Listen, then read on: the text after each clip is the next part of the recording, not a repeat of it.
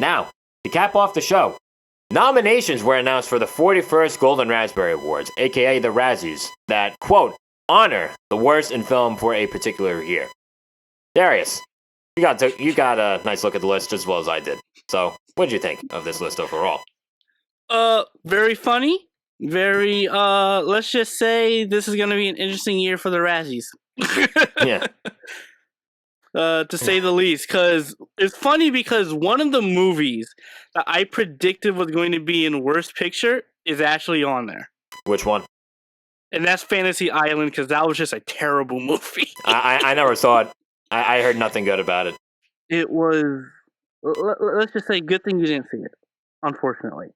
And as far as worst actor, and this is the thing where I'm a bit off-putting, because I think overall it's an interesting list, but the choices they've made in certain categories is like, really? Like, he's just like, this actor does this type of thing in general. That doesn't mean he's the worst actor, you know?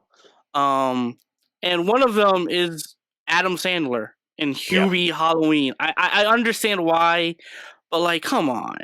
Like, it's off. I understand it to an extent. Because don't get me wrong, I love Adam Sandler, love him. Yeah. But that voice in that movie, my goodness. Now, for I me, love that voice. that was enough. That was enough. But if there's one movie that I feel like got crapped on a bit too much, was honestly Wonder Woman 1984. I know this movie got a lot of negative reception. I don't even say negative overall. It's pretty mixed overall. It's pretty mixed bag for a lot of people. It was nominated in worst remake, ripoff, or sequel. Honestly, probably the worst call on this entire list was a worst supporting actress nomination for Kristen Wiig. I thought she was terrific. I'm like, I read that. I'm like, are they serious? Did they watch the same movie that we did? Yeah, exactly. Like, for me, it's like, as much as I didn't like Wonder Woman 84, it does have its merits. And one of the biggest merits is Kristen Wiig, which is like, why would she be on this list? Honestly, like, she was great.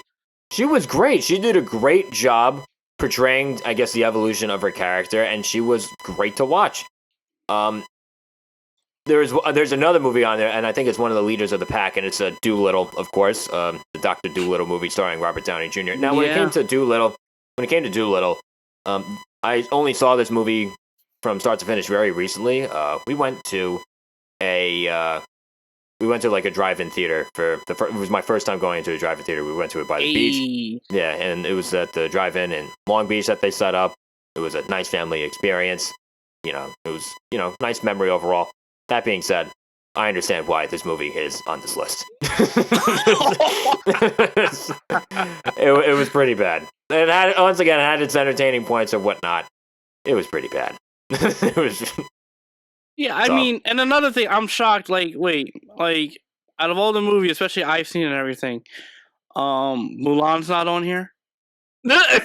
Honestly, yeah, that's a good point. Once again, I didn't see Mulan, but again, Mulan was another movie that really got shit on this past year. How's this not on here at all? Yeah, it's getting an Oscar, nominated for an Oscar, nominations, but not for a Razzie? Like, come on. It's like, what are you guys doing? Now, let me just ask you, which one did you think was worse, Wonder Woman 1984 or Mulan? Mulan? Easily? By far. Yeah. Like I said, Wonder Woman has its merits that I can look back on and enjoy. I even rewatched it recently after I had a conversation with someone I knew, and I actually appreciated it a bit more. Okay. All right. Just a bit more. Still have quite a few issues with the film, but Mulan, I thought that was just that should be on here. Yeah, like there's one big movie, from what I've heard for sure. There's another movie that got a couple nominations. It was like a Netflix movie called The Wrong Missy. Honestly, I remember watching it. I think it debuted on Netflix way back in May. And I remember having a good time watching it. Got nominations for Worst Actress and Worst Actor for Lauren Lapkus and David Spade, respectively. And I think I was a little too rough on them. Like I said, I had a good time watching it. It really wasn't terrible at all. It was a good time. Did you watch it by any chance, Wrong Missy? No, I haven't. Okay, all right. Honestly, and another thing that I saw too, Hillbilly Elegy, for whatever reason, I've heard it's very weird. It got like very bad reviews by critics, but by audiences, it was really popular. And that got a few nominations on here as well. One thing in particular that's really interesting was Glenn Close for Hillbilly Elegy got a nomination for both Worst Supporting Actress at the Razzies, but also Best Supporting Actress at the Golden Globes and the Oscars. So I think the disconnect here is really interesting.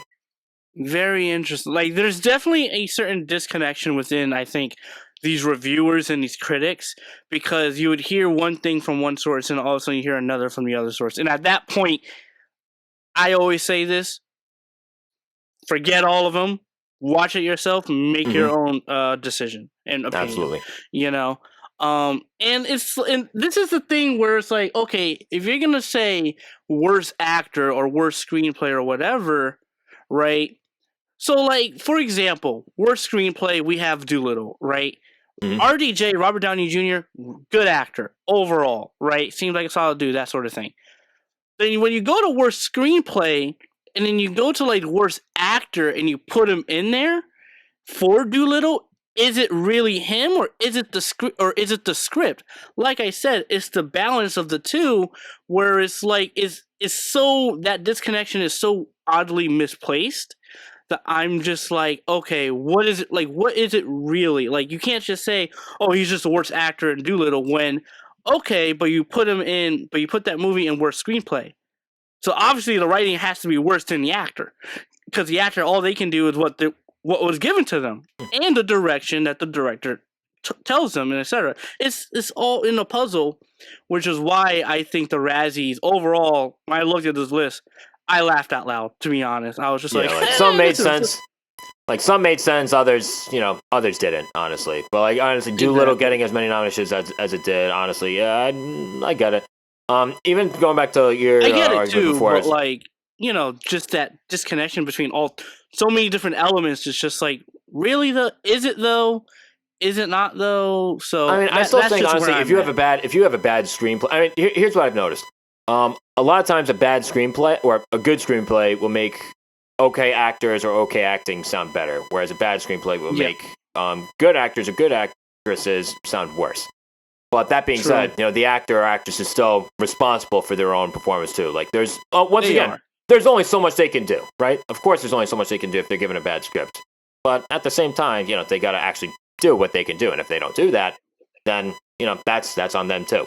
You have to make the most of what you're given as well. I haven't seen Doolittle, so I can't really say if it's bad, good, or whatever. But I'm just trying to take the fundamentals of all of this, the basis of what's good and what's not, and just trying to make an understanding of it. Because I've noticed, just the Oscars and all of this, I'm a mixed bag overall with all these nominations. At the end of the day, I'm just like, I'll see it. If I like it, I like it. If I don't, I don't. The award stuff is just, I hope Ricky Gervais is there.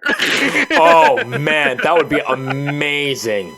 I don't know if he's ever going to host anything again after Golden Globes last year. But if he doesn't, honestly, then he went off in style. That man's, what a hero. Jesus. What a legend. Yeah. That'd be amazing. If he could ever host the Oscars one day, that'd be fucking amazing. That'd be amazing. Oh, boy. Yeah, all right, so the winners for the Golden Raspberry Awards will be announced on April 24th, 2021. And what did you guys think of the Razzie Award nominations? Are they something to be taken seriously or laughed at? Are the Oscars in the same boat? Leave your thoughts in the comment section below. And just like that, that's the show. Don't forget to like, follow, subscribe, and hit the bell to get all notifications, whether you're on Spotify, Google, or Apple Podcasts, the Podcast Index, or YouTube.